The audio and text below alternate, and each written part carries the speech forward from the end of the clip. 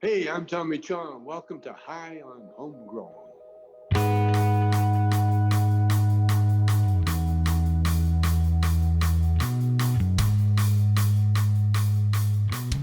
Yes, everybody, and welcome to episode 4 of our Grow Guides from High on Homegrown, the cannabis podcast from Percy'sGrowing.com.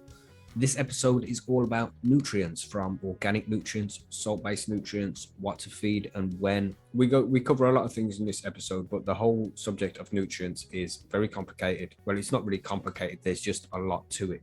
So if there's any questions that you have after listening to this episode, then just head over to Percy'sGrowing.com and ask your questions there, and we'll be happy to cover anything you're unsure of.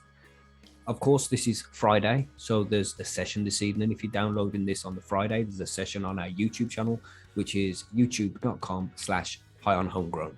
Everybody is welcome to come and join us. We're just going to be talking about whatever comes up in the conversation. So come and join us, come and get involved in the conversation and have some fun. So we'll see you there. I hope you enjoy this episode. I hope it helps you out and answers any questions you might have. But again, if it doesn't, head over to Percy's, ask for help.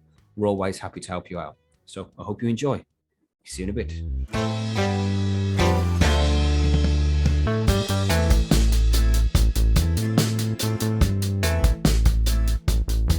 Yeah, so this week's Grow Guides, last week we spoke about mediums and what are the best mediums to use to start a cannabis growing. And of course, depending on what medium you choose, then you're probably going to need some kind of nutrients to go with that to be able to feed your plant. Even when you're growing in like living soils and super soils, towards the end of the grow, you might need something to feed the plant to keep it happy in the late flowering stage. So that's what we're going to talk about this week. We're going to talk about different brands that you can get, the ones we would recommend that you buy for yourselves, whether you should use salt-based nutrients or organic nutrients, and then just briefly explaining what salt-based nutrients are as well.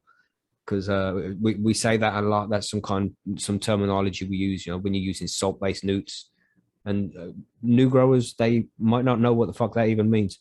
So we'll talk about that and see if we can help you out with some answers. So TG isn't here, so we can't talk about the organic kind of thing. I mean, fully, because I think TG uses some bottled nutes at the end of his grow as well.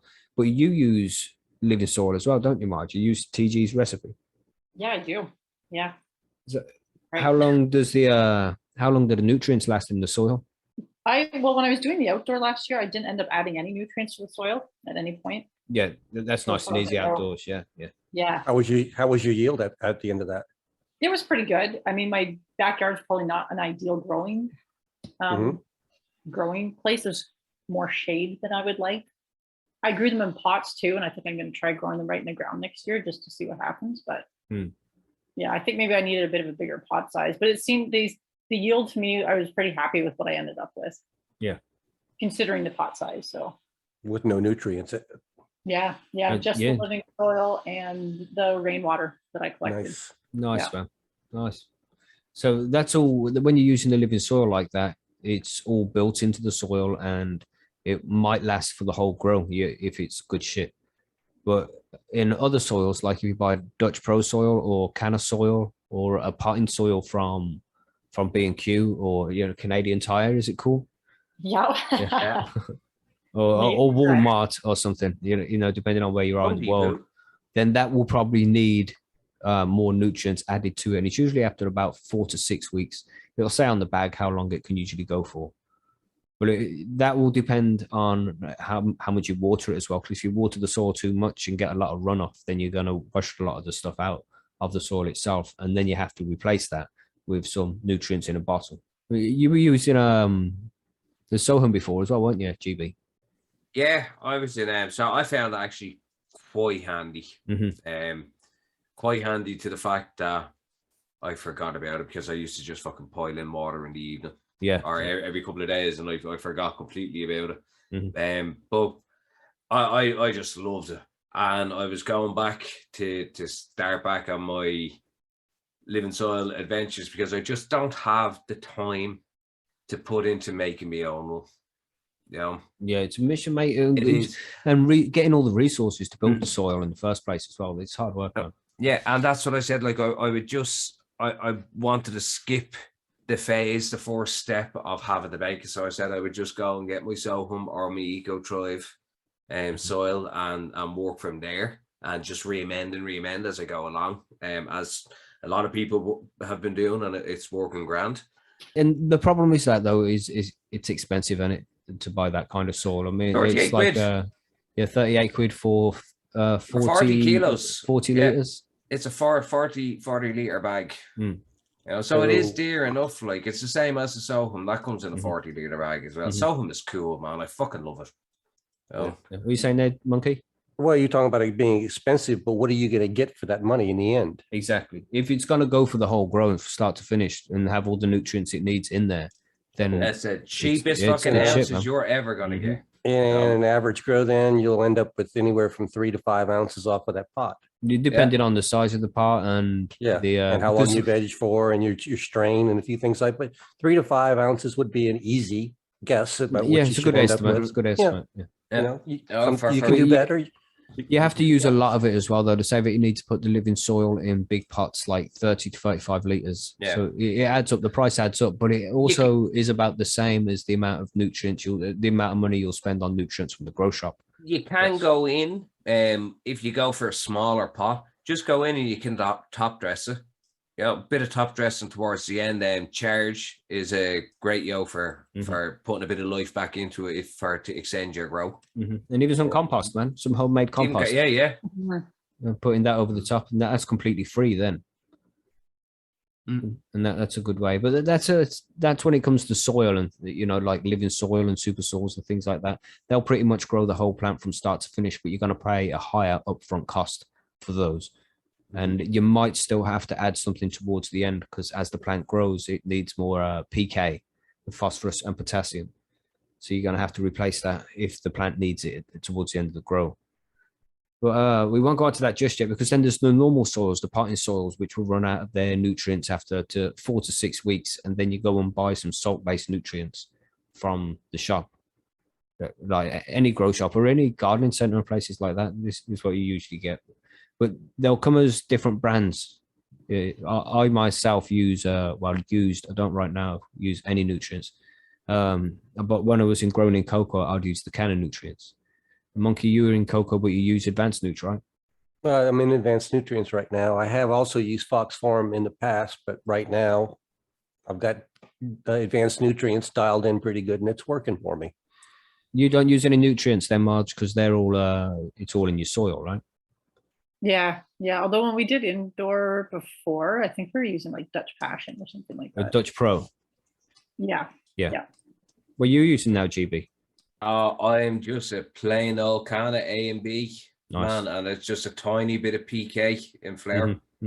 I don't bother with any of the rest of the snake oil, as I call it. Yeah.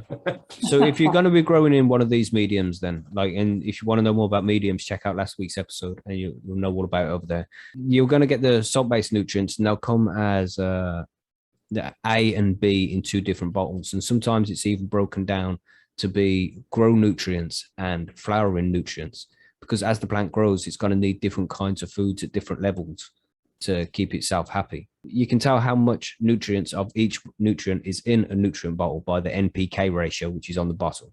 Yeah, like nitrogen, phosphorus, and potassium, NPK.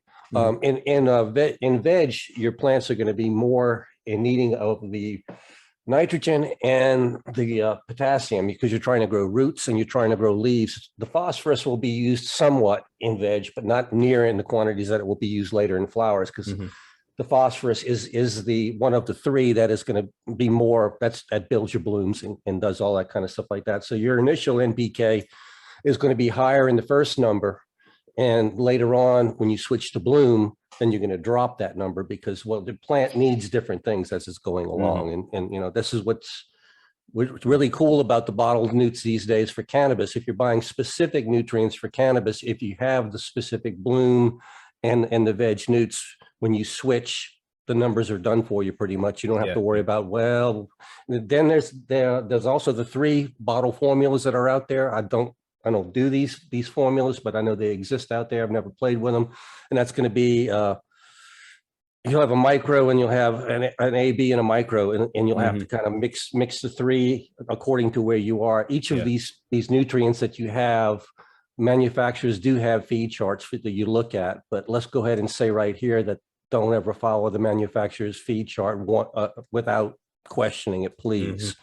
Most of the manufacturer's feed charts are woefully high. Yeah, Mackie, where would you say it's a good place to start on those A quarter dose, man. A quarter dose. What the manufacturer says. I would say exactly that. I mean, I'll rarely go over half dose, even at full There's on. something which you got to remember, which everybody should never forget when they're growing weed, is it's easier to fix an underfed plant than it is to fix an overfed plant. So it's always better to shoot under. And if the plant looks hungry, feed it a little bit more. You know, it's much easier to do that than have a big flush and try and figure out which nutrient it's getting too much of and all this. So I came across a feeding chart. I was only talking to you earlier about it, but there is what they're telling me to feed on week 1 is what I'm basically feeding at week on the final fucking 2-3 weeks, like you know, it's, and I go, that can't be right. And I said, I am going to actually run 2 plants side by side. I'm going to feed one the way I always do, and I'm going to do one with the way that they say, because it's surely I'm going to have just so many problems along the road with what they're saying, because it's far too much of everything. I can remember that, GB, running my first time around in cocoa and following the manufacturer recommendation. And I remember the EC rose somewhere about 2.7 or something like that. I've been up on like 3.5 and shit like and that. And going like, and the plant's not real happy. You're going, what's wrong with this thing? You know, it's like crazy. I'm doing what they say on the paper in black and white. I'm following exact directions here. It's 5.8. This shouldn't be happening. I mean, this is again, it's something that forums are good for. If you haven't joined Percy's Grow Room yet, then you should do, because the amount your plant needs to eat will not only depend on what stage of growth it's at, but it depends on how big it is, how hot or cold the water is, how big the root zone is, how big the pot is, what strain it is. So many things go into need to be taken into account, and also the water you're using as well, whether that has some trace elements in it as well, like some calcium and what's that other one they put in there? Chloramine and shit. Chlorine itself. Yeah. So that's something that you need to take into account when you're feeding your plant as well. And your background EC, it's called, will differ from somebody else's background EC. Like mine will differ from Monkey's, and that has to be taken into account when you're feeding the plant as well. So in the early days of growth, when it's just vegging, when it's just popped it from the seed and it's growing in the medium as it does, then you only want to feed grow nutrients, is what you're going to see the bottle called. And pretty much this is just higher up in nitrogen than anything else, because the plant needs a lot of nitrogen throughout this section of growth. And like Mackie said right there, you know, you're starting off in veg, 1/4 strength veg newts, nothing stronger. You don't need any more. So if the manufacturer tells you to put 2 mils, put a 1/2 mil. That's a good place to start off of. When I use Canna, and that it doesn't come in like a bloom and a grow feed. It's just a straight flat, A and B, which you'll give to the plant for the up until mid flower really, and you'll use a PK booster on the top, because that's got everything it needs. But when you're using advanced newts like you do, where you got the Sensi grow and the Sensi bloom, you know, this is the you'd feed the Sensi grow with the high amount of nutrients in. And Dutch Pro, same thing. I think they've got a bloom and a grow feed, but it's much easier to deal with it like that, because it's already been done by the manufacturer, and they've put the research into how much it should be having in ratio compared to different stages of growth, you know. Yes. Yeah, that's it. It's as you said, Becky, it's 100% right. It's different for each brand. Because they're all so different. Well, no, they're pretty much the same, man. It's just a dilution. It's like well, each brand has to be dialed in. I find when you switch from one to the other, you have to kind of figure out where you need to be. They all react slightly different. I see. I was thinking about going over to Advanced Nutrients, Smokey, but when I look at the price of them, it nearly knocked me off the seat. It's not that much more than anything else, though, right? I mean, Canna's a cheap one. Canna is dirt cheap, man. You can get Canna A and B for less than 20 quid for a liter of A and B, and you can pick up a small thing of PK for for less than 20 quid. So for 35 quid, you essentially have your full run of newts, and that's going to get you 2-3 grows, maybe. You know, if you're getting liter bottles of them, you're not going to. How much is it going to cost you to do one grow with advanced newts? Or how much does it cost you to get one left? Because I'm looking at 47 and 50 and 60 at 70 But it's quid good for shit, man. liters of It's oh, good it is shit, good though. stuff. I know it's good stuff. It's just fucking damn expensive. But No. that's with the pH perfect shit in there as well, isn't it? And this is a problem It with is. advanced newts is they're extra salty because of that the pH perfect pH shit. perfect. Yeah, I think it's a calcium citrate material or something that they're putting in there to stabilize it. Yes. It's stabilized very close to a 5.8. 5.8 to 5.9 is usually where she falls. Is there somebody using advanced newts will usually have a higher EC compared to somebody using Canna? And for me, that's not a problem because I start with rainwater with a really low background. So it doesn't have any effect on me. But I could see where if you have a problem with your tap water, it could be an issue. So It's one of good those shit. things. It keeps your plant real fucking healthy. Yeah, and really, for me, Jeeb talks about the expense on advanced nutrients. I use average a year, maybe 1 liter each of A and B on grow and 2 liters of each on bloom. That's not very much money to be paying for newts if you're growing, weeds and if you're measuring in pound on your harvests. Yeah. No, it's not. It's not, I suppose. When you look in the comparison of what you're getting out of what you're putting in. And that's always what I do. Plus plus the and I hate to say it, I'm lazy when it comes to the pH now because I've gotten used to this thing. I mix it up and I know where it's supposed to be. I stick a probe in there just to check it. And it's always rock on, and I don't have to worry about the res. The res can sit there for 3 days and it's going to be where it's supposed to be. See, one day I just love trying to grow for this cheapest amount that you can get top shelf bud and turn around and go, how can somebody honestly charge you that when you can grow your weed for fucking 10 and 15 and 20 cent a gram? Yeah. That's what drives me in trying to get the best weed for the lowest possible price. And even if it's just for bragging rights amongst our own community, go, I don't play golf.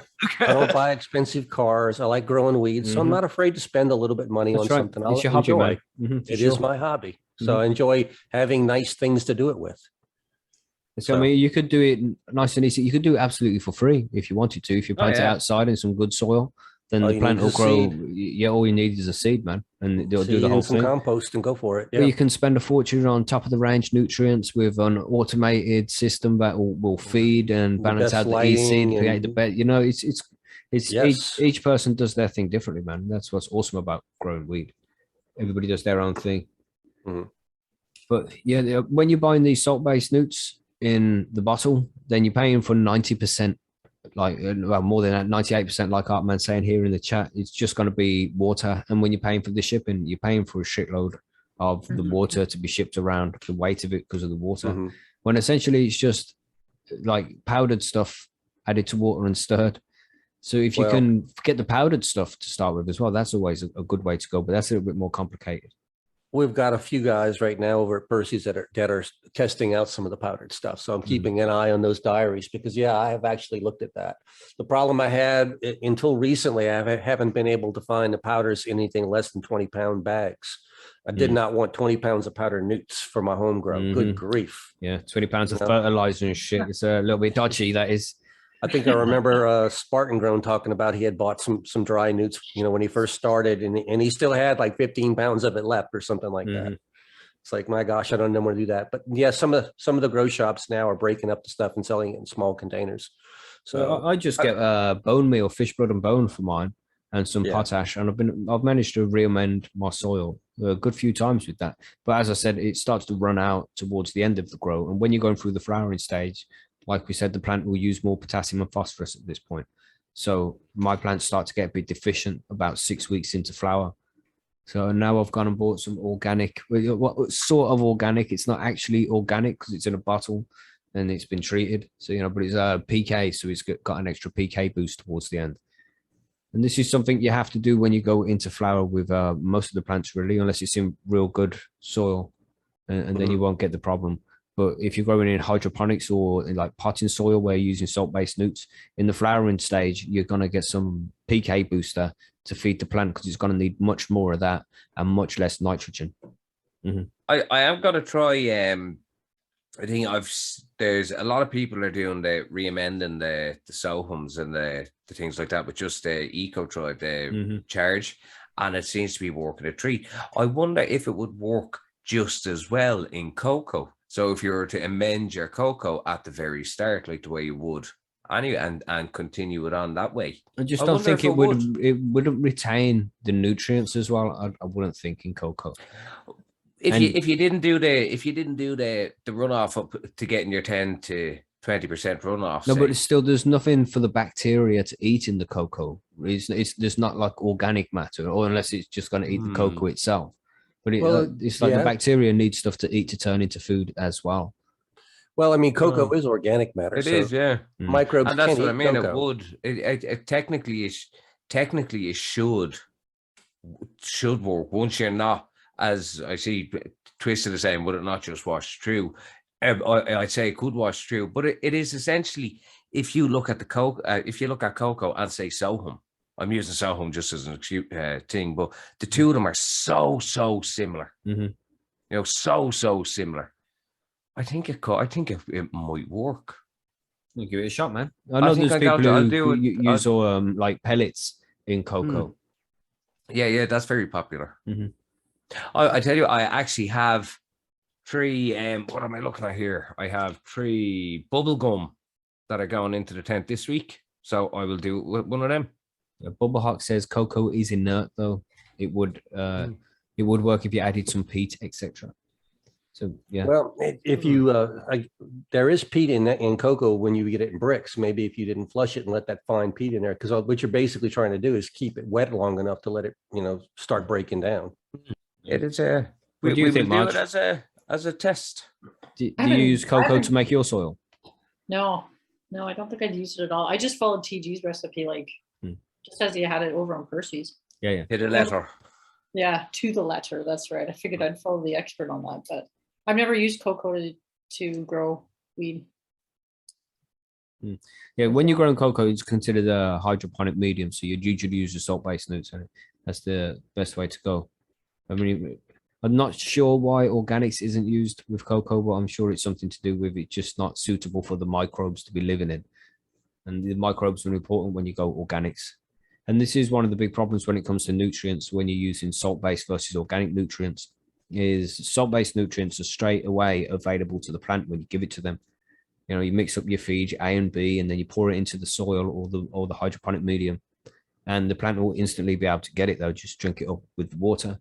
But if you're using organic nutrients, the organic nutrients need to go into the soil, and then the microbes, the bacteria living in the soil will eat that and then shit it out or piss it out. And then that becomes plant available and the plant can take it in then. But that takes time for that to happen. It can take days to weeks before you can fix a problem in organic soil after you've amended it and stuff. When you're using just salt-based nutrients, you can fix a problem quicker. And this is why last week we recommended doing cocoa for your first grow, because if you have any problems, it's just much easier to fix things because you have flush it and refeed it. Flush, refeed, you're fixed. You're done. Cocoa. Salt-based nutrients, man, it just makes that kind of thing easier when you're trying to fix problems because it's instantly plant available. But organics, it isn't. You have to be better prepared in advance if you're growing with organic nutrients. Yeah, you kind of have to go with the rhythm of the plant with organics is the way I kind of like to look at it. You know where your plant is, you know what it's going to need, and you got to kind of keep half a step ahead of your plant and go with that rhythm the whole time. So let's say you're a new grower and you go into the grow shop to pick up all your nutrients for your grow. What would you begin with buying, GB? What would you get? Sorry. So you go into the grow shop to get your nutrients for a grow, the whole grow. What would you buy?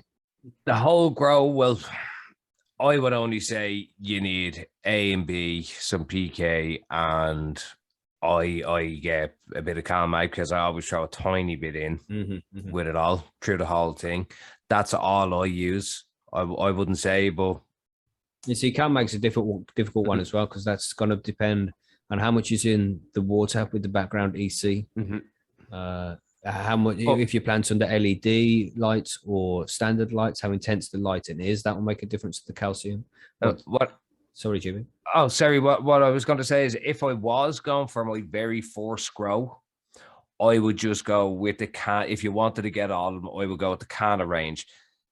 What you're going to save on all of the weed that you do from the Canna range, that will allow you then to go and experiment and going up and buying into the likes of the advanced nutrients, or going into any of the other ones at all that cost a bit more to buy than the cheaper ones. But they will give you some epic weed with Canna stuff, man. They're around so long.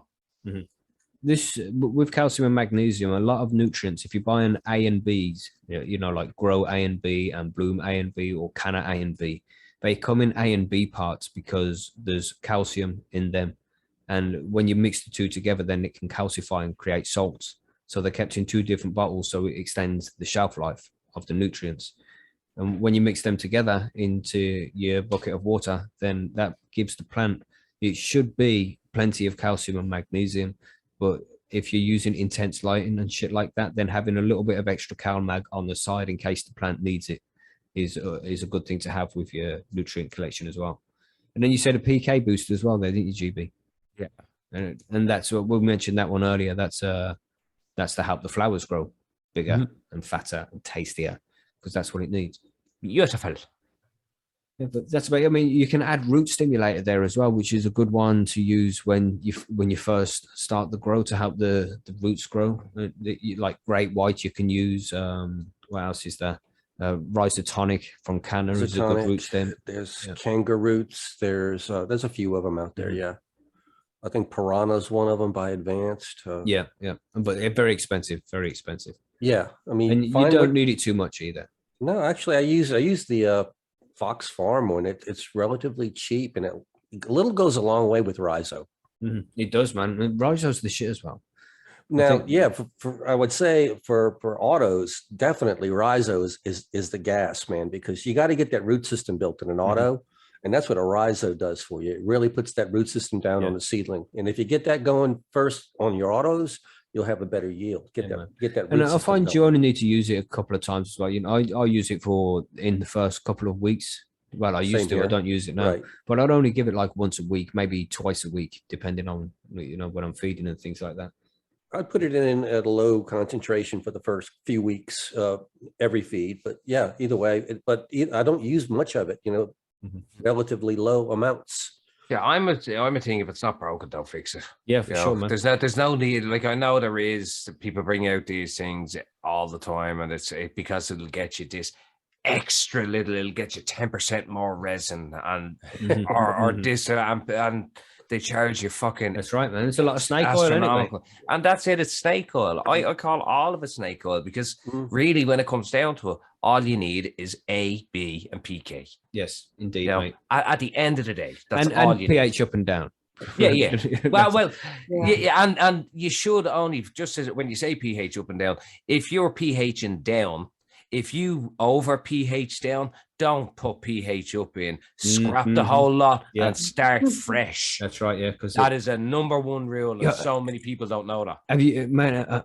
I have put, just to test out to see what would happen. I have put pH down and pH up, just a little small amount at the top of the fucking thing together, and that shit creates some fucking heat, man. It's crazy. Some crazy chemical reaction, man. So don't fuck with that shit. Yeah. You can if it happens, because it's happened to me at the end where you're just and you overdo it just so much and it's so late. Pour a bit of it out and just add a bit of normal water in. That's the easiest way, because it will kind of naturally bring it back up to what it should be. It might make the rest of the newts a little bit less, but it's only going to be one feed, and it might save you another fucking half an hour of mix and feed. Yeah, and don't stress out too much on the pH numbers. I mean, I grow in cocoa, and usually growing in cocoa, 5/8's the magic number that everybody shoots for. But it's if I'm mixing something, if I'm mixing something up in there, and if I end up mixing it to 5.7, it's okay, because the range is actually 5.5 to 6.5. I'm okay. You know, so you don't have, if you're shooting for 5.8 and you don't hit it exactly, it's a little bit off, you're better off leaving it than sitting there trying to chase it up and down and up and down. Yeah, And it's actually good for your plant. Oh, sorry, Barge. No, I was just going to say, you guys are right, because I remember spending a lot of time trying to do that shit. Yeah, And get it in the range and leave it. That's the way to go. Mhm. And, Yeah. and GB, you're correct. Go ahead. It is actually, it's good for your plant to have a bit of sway in the range. Yeah. To go a little bit down and then back up, and a little bit up and then back down. It's good for the plant. It overall. Well, Yeah. and this is something we need to explain as well, just briefly, is in hydroponics and soilless mediums like the coco and the rockwool, but having your pH between 5.8 and 6.2 is the best place to be, but a couple of points either side as well isn't going to cause too much problems. If the pH is off and it's not within range, then regardless of what's in the medium, the plant won't be able to absorb certain nutrients. So you have to make sure the pH is within the correct range. And if you have any problems with the plant and it starts to look deficient, but you're feeding it enough, then just make sure that the pH is right, because that's most likely going to be the problem. So a good flush and restoring of the pH in a hydroponic medium is usually enough to get the feed back going again. But in soil, it needs to be between 6.5 and 7.5, right? I mean, the buffer's bigger, especially if you're using good soil and it's got dolomite lime in to help the pH stay balanced. It's good to just make sure that it's between 6.5 and 7.5 with your water. For soil. Hydroponics is different. It's 5.8 to 6.2. But pH is important to the plant's diet. Yeah, most of the soil growers around, I see aiming like at 6.8. They like to feed around there, and we like to feed in cocoa about 5.8. So they're one point difference, but that's very significant to the plant, that 1 point difference. And all these charts are over on Percy's. So if you want to see any of these pH charts, then just head over there and you can find them on the nutrient section of the site. If these numbers are intimidating, don't let them be, because we can explain it much better at Percy's on these charts like Mackie's talking about. Don't ever be intimidated by the stuff we talk about. It's very basic, and we can teach you how to do this. That's right. So we've gone through the A and B and the salts and the organics. What else do we have to cover here? What pH it needs to be at? I mean, Marge, I suppose you don't have a specific type of nutrient order that you like to use, do you? You should just go all in your soil. No. And there again, everybody, that's how easy it is when you use the correct soil. You just got to add water. Do you pH your water at all or anything like that? Honestly, I don't. I probably should, but I haven't been. Your plant grows fine, then leave it as it is. If you're using rainwater, I wouldn't worry about it. Rainwater is so low EC. I mean, it's going to basically except the soil do it. The one I have in my closet, like the rainwater I do for my outdoor, but my micro grow, I just use tap water right now. Yeah. So what's your regiment then, Monkey, with your advanced nutrients collection? What order to add them in? If say you go to the grow shop because you want to restore all your nutrients, what are you buying? Well, if I was starting a new grow, if I was just buying newts, I didn't have anything, it would be CalMag. Now, I'm not a person who thinks you have to match. If I'm using advanced nutrients A and B, I don't really care what CalMag I'm using. To me, some people say you have to stay within the line or something can go off. I'm not that person. Yeah. So I find a CalMag that works right now. I think I'm using Botanicare. I have used GH before. I've never bought advanced nutrients. But GH is general hydroponics, right? General hydroponics, right? But just buy a decent CalMag that'll get you through your grow, because I'm in cocoa. In cocoa, it's not even an option. You have to have CalMag because the cocoa requires the CalMag as much as the plants do. Then I'm going to buy a basic A and B for both grow and bloom, and this is me. This is advanced nutrients A and B Sensi cocoa formula, because it's all formulated for cocoa. It's going to adjust my pH exactly to cocoa. It's actually got a little bit more iron in for the advanced newts for cocoa, because that's the difference really between that one and using the normal soil version. Is just a little bit more iron, right? And then I'm going to add the last thing I'm going to absolutely need on a new grow is I'm going to add a PK boost. And what I'm using right now is a powdered 33, 34 PK that I use at a very low rate, and it does a good job. It's I use about half a pound of it is what I bought, and I've been using it for 2 years now, and I still got a good bit left. If you're using advanced nutrient, Big Bud is a fucking good flower booster, man. Well, I've used it, Mackie, and I got no better results with Big Bud over this other stuff. Okay. And this other stuff is about a third of the cost, and it lasts 3 times longer. So in this case, but then what I've done since then is because I wanted to see what advanced nutrients could do to help me, is I actually picked up the Overdrive. Overdrive's good shit too, man. Yeah, Right. Overdrive is a PK that you use in late flower, and it also has hormones in it that'll kind of push your buds a little bit to kind of make them swell up. And yes, it does work, because my buds, I would say, I actually ended up harvesting, first time I used it, about 20% more weight off of it. Sweet. Were you saying, And there's JB? Overdrive is that advanced. So this is what I was taught Mackie was trying to say, was if somebody wanted to go in and just buy advanced nutrients, what will be the best things? Because I'm thinking about it myself. Ooh, I don't know the names of it all, man. But if you want just honestly. advanced, then you'd get the voodoo juice.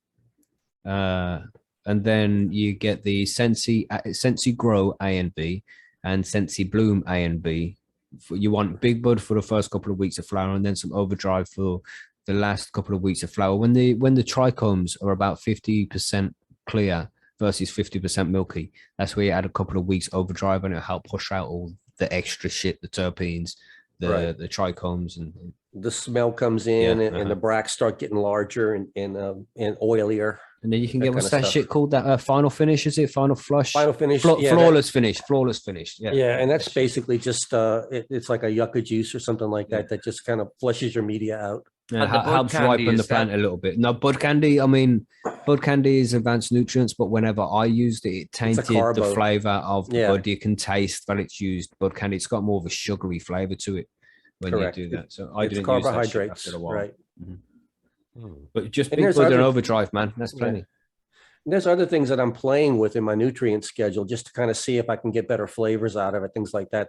Things like using some commercially made tea concentrates that I'm adding in, and I'm trying humic acids in there to see if that's going to give me anything else there. I'm even trying adding in some chitin extracts just to see what's going on The here. say for flavor, the best thing to add to your medium, to your nutrients, is bat guano. And that always did good shit for me when I was growing in organics. Yeah, I tried back in that, the day. but my weed tasted like shit. No, No, I have actually used that because that is a common, that's the most of the component in the Fox Farms Bloom Big is bat guano. So I have used it, and flavor was not much better or worse either way. There's a lot of choices out there when it comes to PK boosters and flowering foods, but essentially it's all the same shit. It's just got a different label on. The balance of things might be a little bit different, but it's just the main active ingredient is the same thing. You know, it's a PK booster. Maybe it's done with molasses. You can, if you crack open Big Bud, you know, give it a shake and you smell the bottle. It smells a little bit like marzipan mixed with molasses, and it probably is just that. It's probably got some molasses in it, because it's carbs. You're feeding that to the plants just to get the microbes going. That's right, stuff. man. Just get what you can with the PK booster, and that's good for your flowering food. Then don't try and make it too complex. All I used when I was growing in cocoa, because I used to do all the advanced nutrients, but I found out it was extra salty, so I wanted to try and use a different food which didn't have the pH perfect technology, so I could let the pH swing a little bit more as well.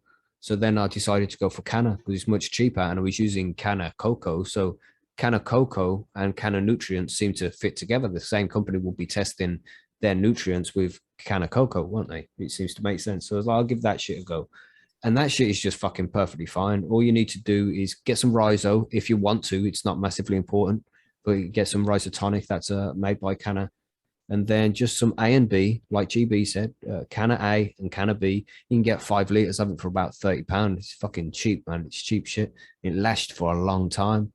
And then on top of that, you get some PK 13-14, and that's also from Canna. But you won't use the PK 13-14 until later on into the flowering period, like after the first week or two. When you first start seeing flowers form, that's when you start introducing the PK. And as it goes, as you use more PK, as I use more PK anyway, I've reduced the A and B a little, because I don't want the plant getting too much nitrogen in the flowering stage. It won't use it in the same way.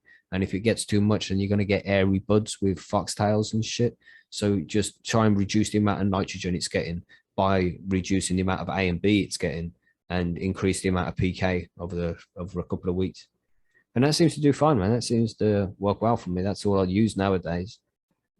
Well, I don't even use that nowadays. I mean, for the last about a year now, I've moved over to the organics, and all I do is at the end of the grower mix some fish blood and bone with some potash into the soil, give it a good mix. And this time I've bought myself a bag of organic compost, just 50 liters of it, and added it to 150 liters of soil, and that'll do fine, man. Just to re-add some nutrients that way as well, some organic matter for the microbes that eat, and that shit does well. I plant a seed in that, and it won't need food for like 10 weeks at all, and just water in it every 3 or 4 days. And then it'll come to a point where the leaves start going yellow. It starts looking a little bit ill. And it's because of PK imbalance and probably magnesium too. But I'm just looking at just the cost comparisons for the advance, for the ones that you called out to me. So for a liter of Overdrive, a liter of Flawless Finish, a liter of Sensi A&B, Bloom, and of Grow. And then Overdrive is expensive. And then a Big Bud, that's coming to 171 euros and 50 cents. Now, to get the entire thing for the canna newts is 85 euro. That's a liter of everything, of the A, B, the Catazine. It's 80 quid, sorry. And even when you're going down into when you really only need A and B, that's only into like fucking 35 quid, 40 quid. It's expensive, big difference. But let's not look about it in money. Like Ed Rosenthal said, it's not that. I'm going to do. If you did it in weight, it's like half ounce, man. Half ounce difference. And I'm in we'll the grow use shop in in the morning. advance. We'll use in advanced nutrients. Put more weight on your plants than using canna cocoa. It's like, yes, it will. You'll get more off it, in my opinion. But when I used to grow using advanced nutrients, my plants would look thicker and healthier. Like I don't know, glow in a way. They look really fucking, just like they were properly fed. And but you know what? Fuck it. I have a new tent, new light. I will get the whole lot of them tomorrow. I'm in the grow shop. Don't need to buy them all in one. You're only going to need some root booster, and still just use Rhizotonic for a root booster. Don't be buying that fucking look, voodoo juice. If you've already got CalMag, use what you got. Don't buy all this new stuff. Well, you see, I need to restock it anyway. I'm getting low on a few other ones. So you may as well, if you're going to do it and if you're going to use their brand, you may as well do it right.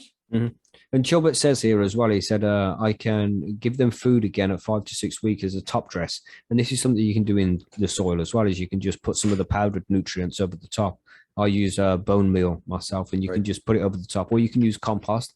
Put some compost over the top of the pot and then just water it into the soil, and that will add nutrients to the plant as well. So there's lots of different ways to get food to your plant. And you can do it, through just the top dressing like that, or it can be in the soil from the beginning and last long enough for the whole grow, and it'll still have enough nutrients from start to finish. And that's a good way to go. But them soils are expensive. And then you have your salt-based nutrients, which you'll feed to the plant. If you're in soil, then you won't give salt-based nutrients every feed. You do it like maybe once or twice a week, depending on how the plant looks. And then you'd feed water, and then when it starts to look a bit hungry, you'll feed some more. But in cocoa and hydroponic mediums, there always has to be nutrients in the feed. When like every day you have to water cocoa, keep it wet, keep it moist every day. You need to feed it. You need to give it water, but you never give it just water unless you're flushing. You always put food in it, and that's the same if you're in DWC. Then it always needs to have a constant amount of food that's available to the plant, never just water. So it's an important point. That is correct. Yeah, but what else is there to know about nutrients, man? I mean, there's lots. But well, if you're new to growing, the thing is, don't get too hung up on all of this stuff. Start with the basic nutrients. You can grow great weed without all the extra pieces. Just keep it simple. Especially when it comes to advanced. Advanced have got different levels, like the hobbyist, the pro, the fucking stay basic. Yeah, man. Keep it really fucking simple. That's all you're gonna need. That's all you're gonna need, man. And A, B, BK. That's right. There's lots of different brands as well. Let's go for some. We've got Dutch Pro, Canna, Advanced Nutrients, which we've mentioned so far, but there's also like Samurai, Old Timers, General Hydroponics. There's so many different brands that are going to sell all of this AB, PK Booster, Root Booster, some CalMag. They're all going to do it. Vitalink. There's so Remo. Yeah, there's loads of different types of nutrients out there, and you just have to find out which one you want to use. They're all pretty much the fucking same. I was just going to ask, what differentiates one brand from another? I think it's just dilution more than anything. Yeah. But I think it's like that kind of stuff. Yeah, that's it. Marketing, the research that has gone in to make the shit, which has already been done by somebody else most of the time. Most of the, I think, I mean, in my opinion, I'm not too sure, but it's probably the case of they just stick a new sticker on it or put it in a new, but it all comes from some main factory, like not Advanced Newts. I think Advanced Newts do things a little different because the PK technology, but say Dutch Pro and Canna, they probably got some fucking factory where it's exactly the same shit, just going into a different bottle with a different sticker on. Wasn't magic something. Plant Magic. That was it. That was basically just fucking buy something else and sticking a different label on it, wasn't it? Yeah. And that's it. Chilbert says there that tomato food works fine too. Yeah, tomorrow, right? Plants know what they want. Once it's in the medium and it's available to them, they'll take it as they need it. So you just have to make sure that it's there for them. And a lot of normal plant foods are going to work. You don't specifically have to go to the hydro shop and get your nutrients. I haven't been to the... Actually, I went to the hydro shop the other day to get this PK. It's 418 or whatever it is. And I walked in there, the lady in the grow shop's like, oh my God, I haven't seen you for a while. And I realized it's been like 18 months or something since I was last in there, man. And fucking ages. I'm like, yeah, I grow organic now. I don't really need anything. Because I was in B&Q and I bought a box of the fish blood and bone and a box of the potash, and I haven't needed anything else since. That's just crazy cheap. I haven't even... These boxes of nutrients cost me less than £20 and have kept me growing numerous plants over numerous crops for well over a year. It's like, goddamn, this shit can be done very cheaply. If I mean, it's not even experience. Anybody could do it. You're just mixing shit into the soil. And the plant does the rest. Just keep giving it water. When it looks hungry, add more. You know. So even though it can sound difficult, especially if you're a new grower, all of this shit can sound complex and it's difficult, but it's not, man. It is really fucking easy. Epsom salts, that's a good one, which needs to be brought into the conversation as well. This is something that you should get, especially if you're growing in cocoa. Yeah, that's complex though. But you just do one foliar feed of Epsom salts throughout the grow, and it would be it just makes everything go along better, I think. So, what else about nutrients, man? There's so much. Just don't get stuck into the loop thinking you need everything. Just stay basic. I can't say that enough. I can't say it often enough. Yeah, man. You go to the hydro store and they're going to want to sell you everything. You don't need everything. That's very true, especially if you're not sure what you're doing. You're going to be tempted to buy it all. So that's great advice. That's right, man. Take this one and this one, and then you're going to need this one for this, and then that one. But like GB said, all you really need is A and B, man. You don't even need the PK booster. The plant will, if you can just give it A and B. You can get flowers without the boost, yes. And the PK booster is just a little bit extra. If you are in a grow shop and if you see the salesperson trying to sell all the snake oils, say it to the customer away from the salesperson. Well, I would advise mind your own fucking business, man. that grow shop is trying to make money too. You know, he's just hustling. Maybe he just thinks he knows what's best. Don't get kicked out the shop like GB did. You know? Just mind your business, you know. And you don't want to have the conversation. You don't want to bring any suspicion onto yourself and shit like that. If you have any questions, any concerns about any of this, like as always, you can just head over to percysgrowing.com, put a thread up with any questions you have, and we'll have the community there to answer anything in specific that you need answering. We've all been through this before. I mean, if you go into your grow shop and you're like, this is what nutrients they have, come back to Percy's or post there while you're on your phone, you know, while you're in phone, say, this is what they have. What should I get? And you'll get answers, man. And people will tell you, I'd go with this, I'd go with that. But I wouldn't touch this. I wouldn't touch that, you know. So just do it. I think I think the conclusion in last week's episode when we're discussing mediums, like which way is the easiest way to do this. If you can afford to get that living soil that is just going to last from start to finish and feed the plant all the way through, go for that shit, because it's just going to be so fucking easy. But if you can't afford that straight off, then go in and do in a coco grow with some salt-based nutes. It's nice and easy as well, or a soil grow. Just decide what you want to do. You know, it can be expensive, but it can also be very cheap. It just depends on which way you want to do it. But you are going to have to invest something. It's all a learning curve. You'll get there. Millions of people grow cannabis, and there's millions of ways to grow cannabis. So pick yours. Just start. That's the important part. That's right, man. That's the important bit, because once you started and the plant's off, you'll be like, okay, I'm fucking doing it now. And then We've you been never growing it have to since buy the weed age. again. Yeah, we've been growing it since the dawn of time as well. It's been growing itself for millions of years. Yeah. Just give it what it needs, and it will do what it needs to do, man. Life will find a way. Just do it. It's simple as that, man. Just do it. That will be the biggest thing, is just taking that first step, man. Just like most things, starting it's the most difficult thing to do. But once you're on it, you're on it. So we've helped you so far decide whether you're going to be growing indoors or outdoors. We've discussed some things that you need to be prepared for, you know, like making sure you know how much you're going to need to grow. Because that was in like episode 1, isn't it? The shit you should prepare before you start your first grow, and then what equipment you're going to need, and then what medium you should get. Now, what nutrients you need to get. So far, you're looking at getting a pretty decent setup. You should be able to figure out whatever you need so far. And the next step is where to get your seeds from and how to start it, you know? So I think we'll move on to that next week. But if anybody has been listening to the series so far, we're on episode 4 right now. If you have any questions about any of this, you know, just head over to percysgrowroom.com, sign up. It's all free, and just ask a question. And you got loads of friendly, super stoned people there waiting for you to answer your questions, man. So get over there and do it. Sign up. Don't be a pussy. Just do it. So we have some questions as well, which we should cover. Well, there's one of the questions we were going to cover next week. It was interesting. Which question was that? That would be the second question. Second question. The seeds of first time. Yeah, we'll cover that.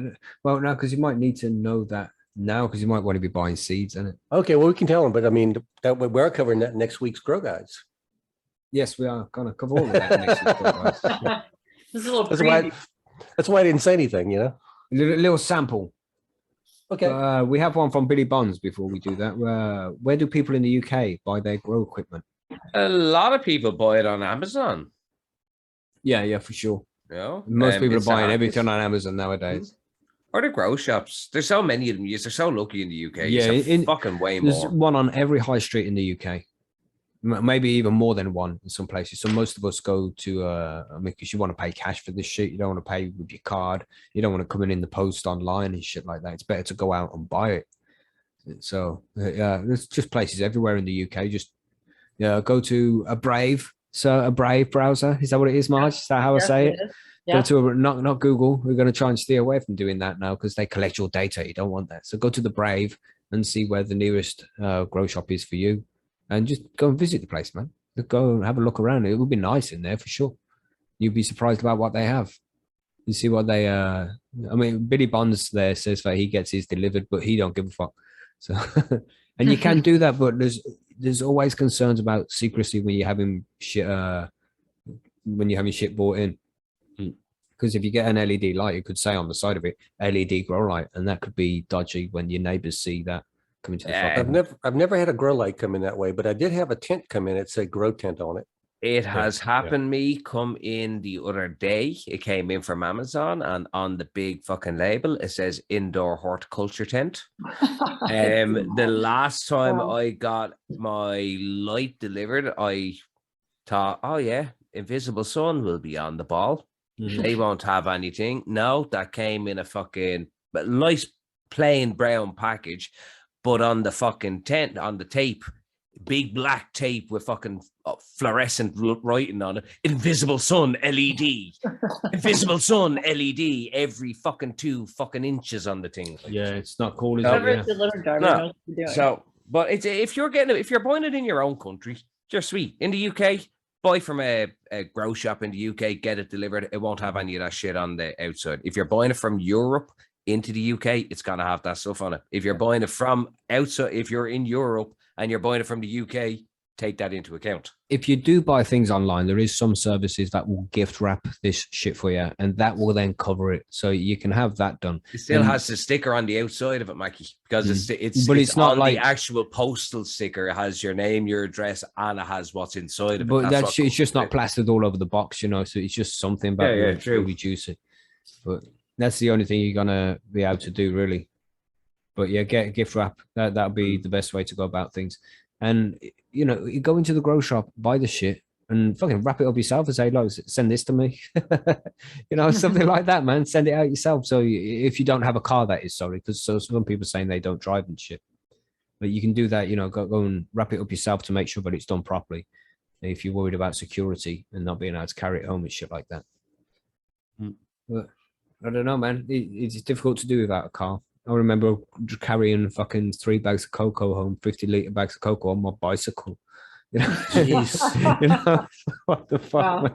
Long time ago. Did you make it home? Oh yeah, fucking goes made it home. It would take Took a me while. 23 hours by public transport to get to my closest grow shop. Damn. That's 2 there. That's getting there and back. You know? And how the fuck are you going to walk around for that long and getting on fucking bus to train to tram? Where there's will, there's a way. Yeah, but with fucking 2 or 3 bags of fucking cocoa, I think you're going to be noticeable. Yeah, and you know, I didn't even consider this as I'm riding down the fucking road, 3 bags of cocoa. You know, fucking and then a shitload of news and stuff. People are going, "What are you doing? Fucking that bastard needs a fucking horse and cart." That's right. And then we have a question here from Sparky as well. What are good seeds to select for a first-time grower, and what is the best way to get them? This is very tricky in the US and technically should not cross state lines. It's like we'll cover that next week, Sparky. We won't really grow. We won't really. I mean, there's so many good places to get seeds in the UK, in the USA, man. Everywhere. That don't try and be concerned about postage and shit. Just get it done. There are seed banks that I have used in the US that will free shipping. They don't care where you are in the US, they will ship to you. I've used international company. I've used Seedsman a few times. I've used the Vault.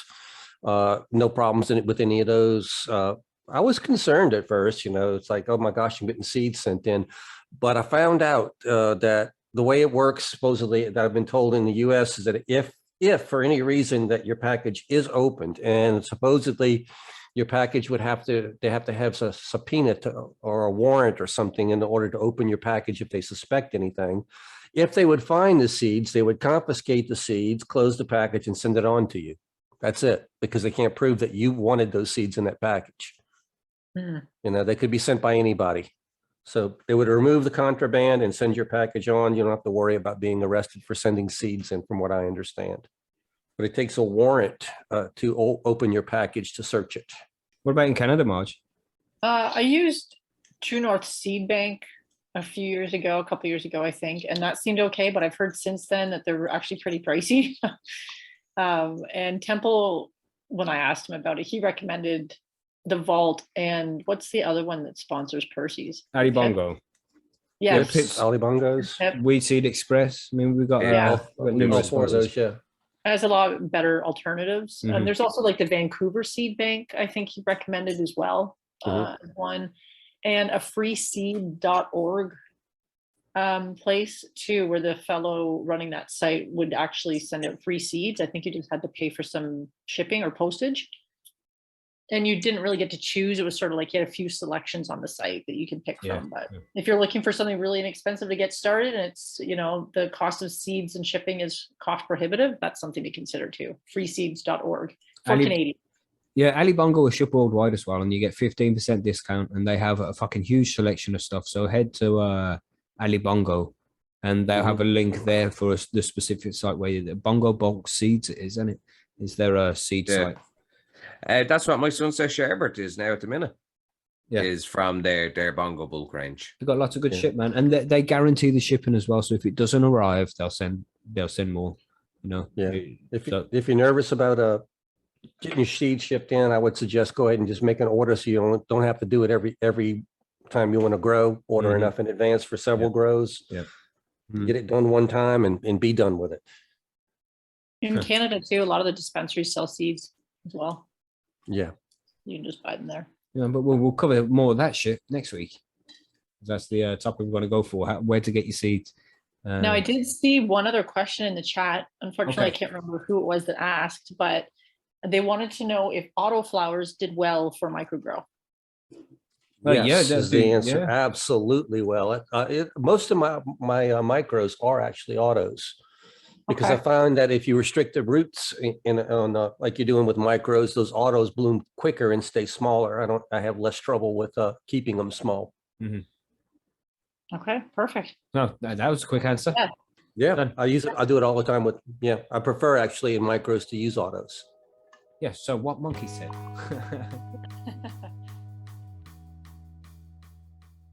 And there we go. Thanks for listening to this week's episode of High and Homegrown, the cannabis podcast from Percy'sGrowroom.com. Again, if you have any questions at all, or you just want to come and say hello and get involved in the community, head over to Percy'sGrowroom.com and we'll be more than happy to see you over there and have you part of the community.